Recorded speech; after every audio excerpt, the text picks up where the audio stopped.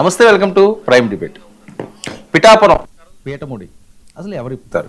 పిఠాపురంలో అసలు ఏం జరుగుతుంది? ఈరోజు ఒక ఇమేజ్ నేను చూశానండి. ఇది సోషల్ మీడియాలో వైరల్ అవుతుంది.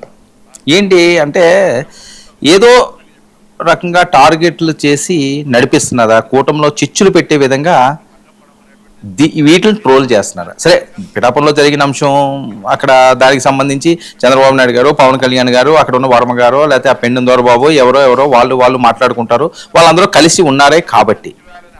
కానీ ఇప్పుడు ఏంటి, ఇప్పుడు వస్తున్న వీడియో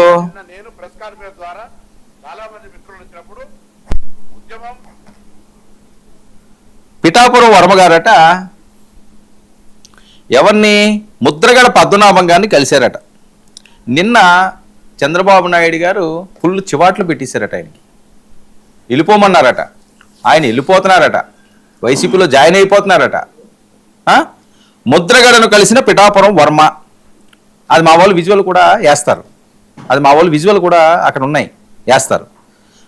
ఉన్నట్టుండి కలవడానికి కారణం ఏంటి? అదిగో చూడండి, మా వాళ్ళు వేసి విజువల్ ఉన్నది కదా, అది ఆయన వెళ్ళి కలిశారట. ఇప్పుడు కలవడానికి కారణం ఏంటి? ముద్రగడ పద్మనాభరెడ్డి గెలిచిన పిఠాపురం వర్మ ఒక్కసారి చంద్రబాబు సీరియస్ అయితే వైసీపీలో జాయిన్ అవ్వడానికి రెడీగా ఉన్న వర్మ. ఇది అక్కడ అందరికీ తెలిసిన విషయమే. కానీ ముసుగులో గుద్దులాట్ల తమ్ముళ్లే కష్టపడుతున్నారు. తుమ్మితే ఊడిపోయే ముక్కు కోసం ఎంతకాలం ఈ తపన అంటున్న టీడీపీ క్యాడరు పిఠాపురం వర్మ గారి మీద ఈయన వెళ్ళిపోతాడని వాళ్ళందరికీ తెలుసట. అక్కడ ఫోటో వేశారు. మరి అందులో ఫోటోలో ఉన్న వాస్తవం అదేనా? వైఎస్ఆర్సీపీలో మళ్ళీ పిఠాపురం వర్మ గారు ఎప్పుడు జాయిన్ అవబోతున్నారు? జగన్మోహన్ రెడ్డి గారిని ఆల్రెడీ ఫోన్లో కలిసారా? లేకపోతే వీళ్ళు ఎవరో పెడుతున్న పోస్టుల ద్వారా ఏమన్నా వీడియోలు కూడా వాళ్ళ దగ్గర ఉన్నాయా? అవన్నీ ఎవరు చెప్పాలి?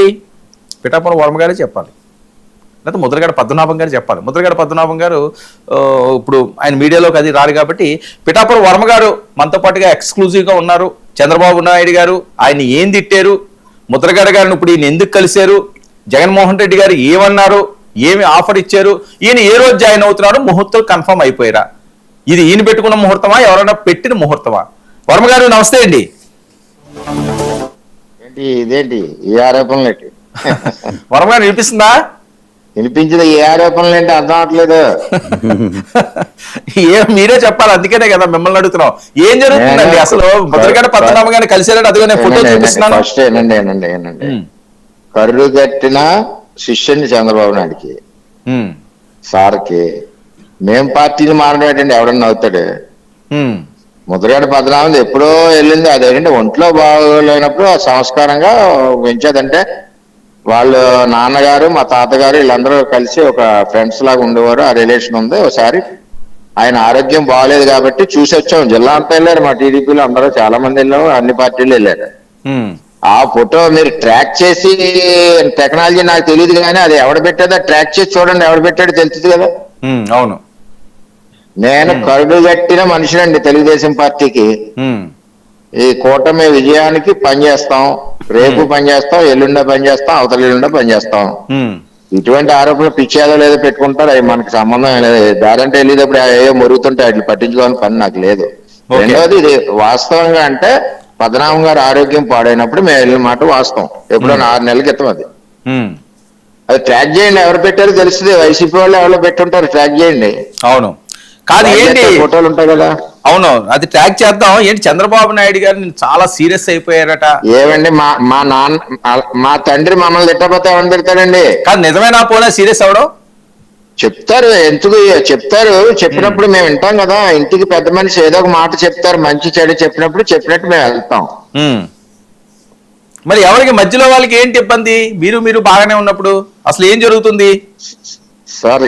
ఏది ఏమైనా మేము కూటమి కట్టుబడి ఉన్నాం. 15 ఏళ్ళు కూటమికి కట్టుబడి ఉన్నాం. ఈవేళ కూటమిని గెలిపిస్తాం, రేపు గెలిపిస్తాం, ఎల్లుండా గెలిపిస్తాం. పార్టీ కోసం పనిచేసిన వ్యక్తులు జనసేన పార్టీ అవనండి, తెలుగుదేశం పార్టీ అవనండి, ఒకరినొకరిని ప్రేమించుకుని కూటమిని ముందుకు తీసుకెళ్తాం. అది ఓకే. ఏంటి పెండెం దొరబాబు మీ మీద నన్ను లాక్కండి, అతని గురించి మాట్లాడడం కూడా అసహ్యం, లాక్కండి, నాకు వద్దు, ఆ ఇష్యూలు వద్దు నాకు.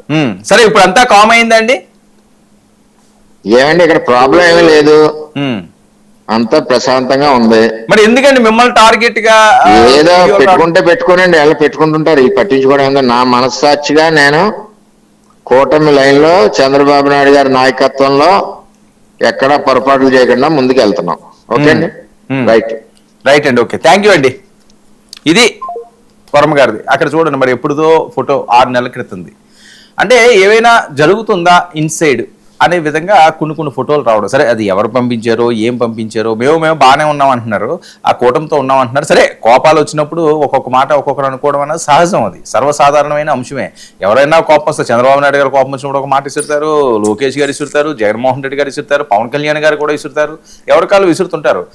కొన్ని అంశాల్లో ఒక దగ్గర ఉన్నప్పుడు ఒక కుటుంబంలోనే గొడవలు వస్తుంటాయి. ఇందులో రావడం అన్నది పెద్ద అదేదో ర్యాకెట్ సైన్స్ లాగా, ఒక అద్భుతంలాగా, ఎప్పుడు జరగనటువంటి వింతలాగా చూడాల్సిన అవసరం లేదని వాళ్ళు అంటున్నారు. మరి దీన్ని ఎవరు ట్రోల్ చేస్తున్నారో, నేను నా చివరి వరకు కూడా తెలుగుదేశం పార్టీతోటే ఉంటాను, చంద్రబాబు నాయుడు గారు నాకు తండ్రి సమానులు, ఆయన ఏం చెప్తే అది నేను చేస్తానని చెప్పి మరి వర్మ గారు కొండ బద్దలు కొడుతున్నారు. కూటమితోటే ఉంటానంటున్నారు, కూటమినే గెలిపిస్తానంటున్నాడు.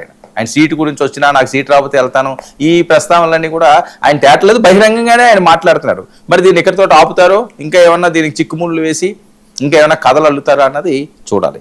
ఇక మన ప్రైమ్ డిబేట్ విషయానికి వస్తే, జగన్కు ఆశీస్సులు వైసీపీలో నేతలకి, కొంతమందికి, నేతలకు కాదు